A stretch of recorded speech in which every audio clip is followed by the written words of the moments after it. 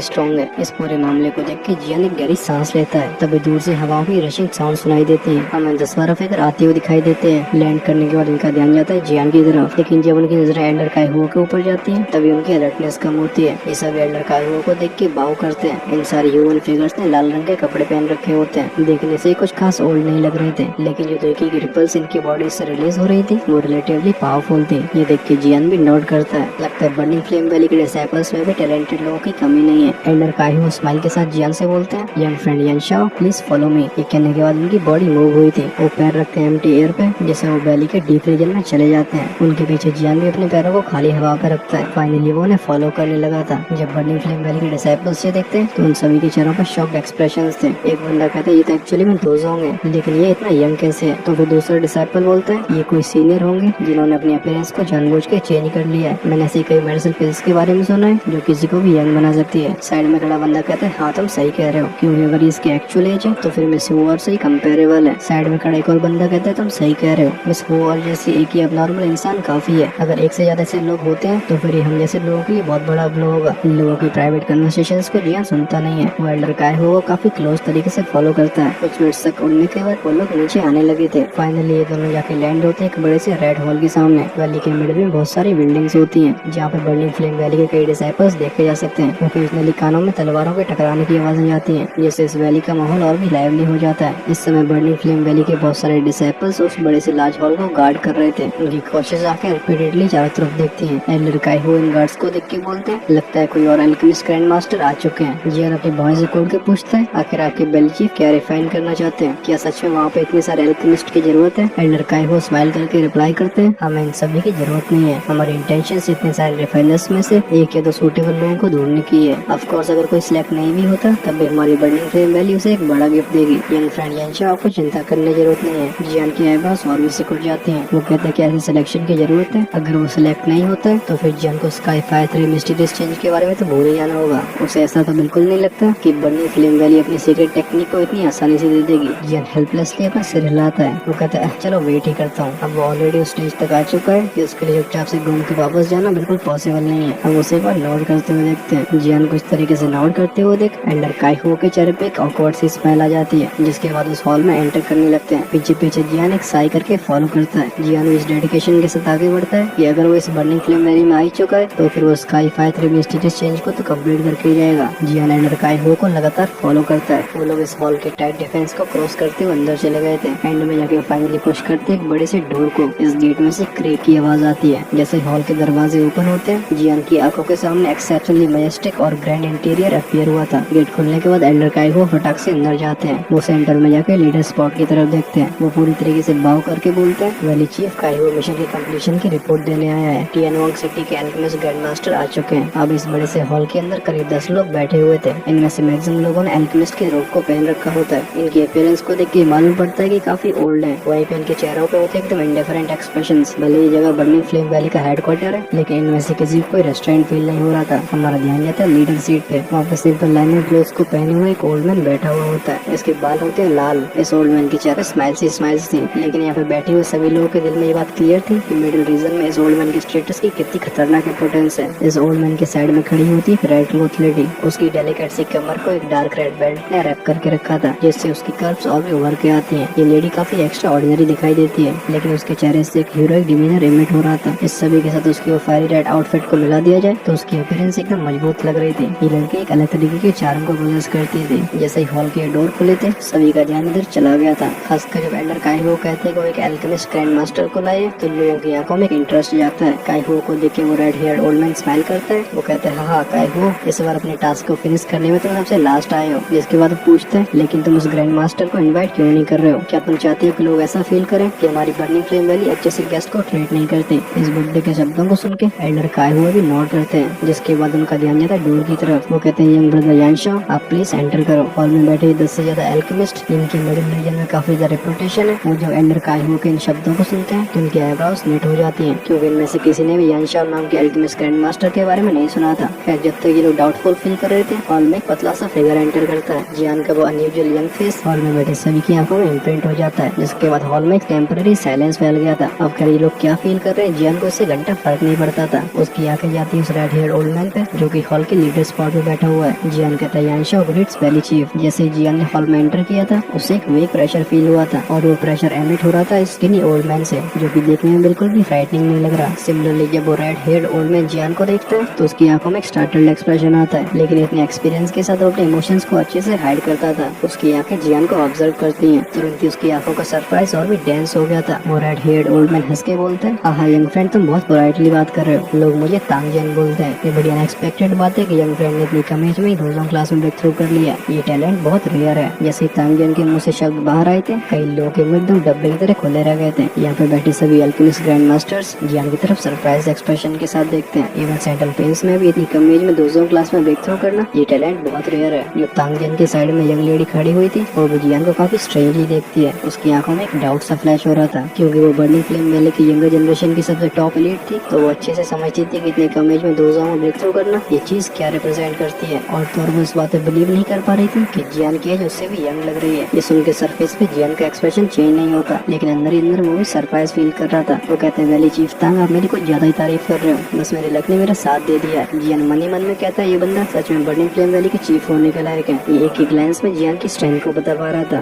खैर, जब ये विचार उसके दिमाग में चल रहे होते हैं तो उसकी आंखें भी तांगजियान की सीट की तरफ जाती हैं। जब जियान दूसरी पार्टी के ऑरे को बिल्कुल सेंस नहीं कर पाता, तो न चाहते हुए भी वो थोड़ा शॉक फील करता है। वो मन ही मन में कहता है, ये अपने ऑरे को इतनी परफेक्ट तरीके से हाइड कर पा रहा है। लगता है इस तांगजियान की स्ट्रेंथ उस बेंड लाइटिंग ट्विलिन की लेजेंडरी से भी पावरफुल है। एक ओल्ड मैन जो कि एल्केमिस्ट की रोब पहने हुए था, वो जियान की तरफ देख के इंडिफरेंटली बोलता है, लक को पोजेस करना भी एक एबिलिटी है, लेकिन यहाँ पे किसी दोजों की जरूरत नहीं है। यहाँ पे नीड है एक एल्केमिस्ट ग्रैंड मास्टर की। वो एल्डर काइहो की तरफ देख के बोलता है, एल्डर काइहो, क्या आप गलत इंसान को नहीं ले आए हो? इस बुड्ढे के लिप्स बहुत ही थिन होते हैं। ये वैसा इंसान नजर आता है जो कि काफी ब्लंट तरीके से बोलता है। ऑफ कोर्स, क्योंकि एक एल्केमिस्ट है तो फिर घमंड तो इनकी नस नस में भरा हुआ है। खासकर ये केस इन जैसे लोगों पे अप्लाई होता है जिनके पास थोड़ी एबिलिटी है। ये लोग जहाँ पे भी जाते थे इन्हें काफी इंपॉर्टेंस दी जाती थी। इनके जो आज ये अचीवमेंट्स हैं, इन्हें पोजेस करने के लिए इनकी आधी से ज्यादा जिंदगी चली गई है। लेकिन आज के दिन एल्डर काइहो एक ऐसे लड़के को पकड़ के ले आए हैं जिसकी एज 20 साल की भी नहीं लगती, और उससे कहा जा रहा है एल्केमिस्ट ग्रैंड मास्टर। तो ये बिल्कुल नॉर्मल है कि ये लोग डिस्प्लेजर तो फील करेंगे ही। सेंट्रल प्लेन्स के अंदर एक एल्केमिस्ट ग्रैंड मास्टर एक फॉर्म ऑफ एड्रेस है जो कि एक सिग्निफिकेंट वेट को पोजेस करता है, और तो इस टाइटल को एक्वायर करना काफी कठिन होता है। इसकी पहली कंडीशन है कि एल्केमिस्ट को खुद पे रिलाई करते हुए एक लेवल 6 या फिर लेवल 7 की पिल को रिफाइन करना आना चाहिए। ऑफ कोर्स, अगर कोई टियर 8 की मेडिसिन पिल को रिफाइन कर पाता है तो उसे ऑलरेडी एल्केमिस्ट गुरु बोला जाएगा। इस बुड्ढे के शब्दों को सुनकर एल्डर काइहो के एक्सप्रेशंस चेंज हो जाते हैं। फिर वो एक स्माइल के साथ कहते हैं, ग्रैंड मास्टर लो, आप बिल्कुल चिंता मत करो। भले मेरी एज कितनी भी हो गई हो, लेकिन मेरी आईसाइट अभी भी ठीक ठाक है। वैली चीफ की जो भी रिक्वायरमेंट्स हैं, यंग फ्रेंड यानशा उन्हें फुलफिल करते हैं। ये सुन के एल्डर मुंह सॉफ्ट स्नोट करता है। जियान को फिर से देख के वो कुछ नहीं बोलता। सीन शिफ्ट होता है तांगजियान की तरफ। उनके चेहरे से ऐसा लग रहा था जैसे इस ग्रैंड मास्टर मुंह की बात उन्हें सुनी नहीं है। वो हंस के कहते हैं, हाँ, अगर एल्डर चीहू आपने ये बोला है तो लगता है यंग फ्रेंड यानशा का टैलेंट मेरी डॉटर से भी ज्यादा अच्छा है। आखिरकार इतनी कम एज में दोजोंग क्लास में ब्रेक थ्रू करने के बाद भी ऐसी एल्केमिस्ट स्किल को एक्वायर करना बहुत डिफिकल्ट है। ये सुन के साइड में खड़ी लड़की भी अपनी फोटो को कर्ल करती है। वो स्नॉट करके बोलती है, किसी की कोई भी बात सुन के कंक्लूजन पे जंप करना, लगता है फादर अब बूढ़े होने के साथ साथ आपका दिमाग भी खराब हो रहा है। वो अपनी चिन को ऊपर करके जियान को देखती है। उसकी आंखों में एक प्रोवोकेशन दिखाई दे रहा था। इतने सालों में सेम जनरेशन में से कोई ऐसा अपोनेंट नहीं मिला था जो उससे कंपेयर किया जा सके, क्योंकि वो पहले से काफी कम्पिटिटिव थी। तो फिर जियान के अपीयरेंस की वजह से उसका इंटरेस्ट जाग गया था। इस रेड फ्लोर की लेडी की बातें सुन के जियान बस स्माइल ही करता है। वो सेंस कर पा रहा था कि इस लेडी के अंदर इल इंटेंट नहीं है। वो बस तांगजियान के शब्दों से डिससैटिस्फाइड फील कर रही थी। तांगजियान स्माइल के साथ बोलते हैं, यंग फ्रेंड यान शाओ, आप भी प्लीज अपनी सीट पे बैठो। ये सुन के जियान भी स्माइल के साथ नोट करता है। एल्डर काइहो जियान को लेकर जाते एक सीट के पास। जब जियान बैठ जाता है तो एल्डर काइहो एक्सप्लेन करते हैं वो ग्रैंड मास्टर मो जो कि अभी बोला था वो एक टियर 6 का अल्केमिस्ट है। वो टियर 6 की पीक लेवल की पिल्स को रिफाइन कर सकता है। जैसे इसे कुछ और साल मिलते हैं, मुझे लगता है 7 टियर पे पहुंच जाएगा। वो अपने मुंह से कुछ भी बकता रहता है, तुम्हें उसकी बातों पे ध्यान देने की जरूरत नहीं है। ये सुन के जियान अपनी चिन को नीचे करता है। यहाँ पे जो भी अल्केमिस्ट इन्वाइट करे गए थे वो सभी मिडिल रीजन में काफी रिनाउंड अल्केमिस्ट्स हैं। तभी जियान के कानों में दोबारा काइहो की आवाज जाती है। वो कहते हैं, लेकिन यंग फ्रेंड यान शाओ की स्किल को देखते हुए आपको स्वॉर्ड फेलो पर ध्यान नहीं देना चाहिए। आपके अटेंशन के लायक यहाँ पे बस 2 ही लोग हैं। ये दोनों वही लोग हैं जो वैली चीफ के लेफ्ट और राइट में बैठे हुए हैं। ये सुन के जियान का हार्ट भी मूव होता है। जियान की आंखें उस जगह पे जाती हैं। अभी तांगजियान की दोनों साइड में 2 ओल्ड मैन बैठे हुए थे। इन दोनों ने अपनी आंखें बंद करी हुई होती हैं। इन दोनों ने अपनी स्ट्रेंथ को सप्रेस करके रखा था, लेकिन जियान के अंदर के मैजेस्टिक स्पिरिचुअल स्ट्रेंथ को सेंस कर पा रहा था। जियान की आंखें नैरो होती हैं। जियान की उंगलियां उसके घुटनों पे टैप कर रही थी। ये जियान के लिए पहली बार है जब वो टियर 7 के अल्केमिस्ट को रियलिटी में देख रहा है। एल्डर काइहो सॉफ्टली एक्सप्लेन करते हैं, इन दोनों लोगों की मिडिल रीजन में बहुत ही अच्छी रेपुटेशन है। इसका एक रीजन है कि इनकी एल्केमी स्किल्स काफी ज्यादा शानदार है, और दूसरा रीजन ये है क्योंकि ये पिल टावर के एक्सटर्नल एल्डर्स हैं। इवन वैली चीफ भी इनसे अच्छे से बात करते हैं। ये पूरी बात सुन के जियान का हार्ट थोड़ा शेक तो हो गया था। पिल टावर के एक्सटर्नल एल्डर्स, ये टाइटल सच में शॉकिंग था। हमारे कानों में आती तांगजियान की खांसने की आवाज। वो कहते हैं, क्योंकि यहाँ पे सभी लोग आ चुके हैं तो मैं अपनी छोटी सी मैटर के बारे में बात कर सकता हूँ, जिसके बाद उनकी आंखें जाती है पूरे हॉल के ऊपर। वो कहते हैं, आई थिंक यहाँ पे बैठे सभी लोगों के पास थोड़ी इन्फॉर्मेशन तो होगी। मैं एक मेडिसिनल पिल को रिफाइन करना चाहता हूँ, और ये मेडिसिनल पिल होने वाली है टियर 7 की हाई ग्रेड की मेडिसिनल पिल। इन शब्दों को सुन के सभी के एक्सप्रेशंस थोड़े से चेंज होते हैं। इवन जो अल्केमिस्ट मास्टर्स यहाँ पे बैठे हुए हैं उनके लिए भी टियर 7 की पिल हाई कंसिडर करी जाती है। जब तांगजियान की आवाज आती है तो पिल टावर के वो दोनों एक्सटर्नल एल्डर्स जिन्होंने अपनी आंखें बंद करके रखी थी वो उन्हें खोल लेते हैं। वो तांगजियान को देखते हुए कहते हैं, टियर 7 की पिल, 7th टियर की हाई लेवल की पिल, इसे हम भी रिफाइन नहीं कर सकते। हालांकि ये दोनों टियर 7 के अल्केमिस्ट थे, लेकिन ये 7th टियर में लो लेवल की पिल्स को रिफाइन कर पाते थे। जब इन दोनों ने किसी मिडिल लेवल की पिल को रिफाइन करने की कोशिश करी तो उसके सक्सेस होने के चांस आधे हो जाते हैं। वहीं पे अगर बात करते हैं हाई ग्रेड की पिल की, तो फिर इस मेडिसिनल पिल के रिफाइन होने के चांसेस काफी मेजरेबल दिखाई देते हैं। ये सुन के तांगजियान बोलते हैं, हाँ ये मैटर तो आप मुझ पे छोड़ दो। हालांकि मैं एक अल्केमिस्ट नहीं हूँ, लेकिन मेरे पास कुछ ऐसी एबिलिटीज हैं जो आप में से किसी के पास नहीं है। बस मुझे वो 2 अल्केमिस्ट चाहिए जो मेरी 9 ड्रैगन लाइटनिंग फ्लेम को रेजिस्ट कर पाए। ये कहने के बाद तांगजियान अपने हाथ को क्लेंच करते हैं। हमें सुनाई दी थी पफ साउंड। उनके हाथों में अपीयर हुई थी एक सिल्वर रंग की फ्लेम। जैसे जैसे फ्लेम राइज हो रही थी, इसके अंदर 9 छोटे छोटे फायर ड्रैगन्स दिखाई देते हैं जो कि विगल कर रहे थे। इस सिल्वरी फ्लेम के क्लस्टर को देख के जियान की आंखें भी नैरो हो गई थी। वो कहता है, ये 9 ड्रैगन लाइटनिंग फ्लेम है। तांगजियान सभी को इंस्ट्रक्ट करते हैं, आप सभी प्लीज अपनी स्पिरिचुअल स्ट्रेंथ को समन करो। अगर आप मेरे इस 9 ड्रैगन लाइटनिंग फ्लेम की गर्लिंग को एंजॉय कर पाते हो तो फिर इसका मतलब हुआ कि आप मेरे क्वालिफाइंग स्टैंडर्ड्स तक पहुंच गए हैं। जैसे इस शब्द हॉल में बैठे एल्केमिस्ट के कानों में जाते, इनमें से कईयों की फेस मसल्स ट्विच करने लगी थी। अब इस छोटे से टेस्ट का रिजल्ट क्या होने वाला है, आई थिंक इसके बारे में तो किसी को डाउट नहीं होगा, लेकिन क्या बीच में कुछ और ट्विस्ट और टर्न्स होंगे, ये हम जानेंगे नेक्स्ट एपिसोड में। साथ ही में हमें ये भी मालूम पड़ेगा कि इस प्रोसेस को कंप्लीट करने के बाद रिवॉर्ड्स क्या मिलने वाले हैं। अब सारे के सारे स्पॉयलर्स तो नहीं दे सकता। खैर, ये एपिसोड कैसा लगा है कमेंट्स में जरूर बताना। तुम अपने सजेशंस को भी शेयर कर सकते हो, और जिन्होंने शुरुआती रिमाइंडर नहीं सुना था वो चैनल को सब्सक्राइब कर सकते हैं, सो दैट फ्यूचर में आने वाली वीडियोस तुम्हें सबसे पहले मिले। जैसे जैसे स्टोरी आगे बढ़ती जाएगी, एक्साइटमेंट भी नेक्स्ट लेवल पे जाने वाला है।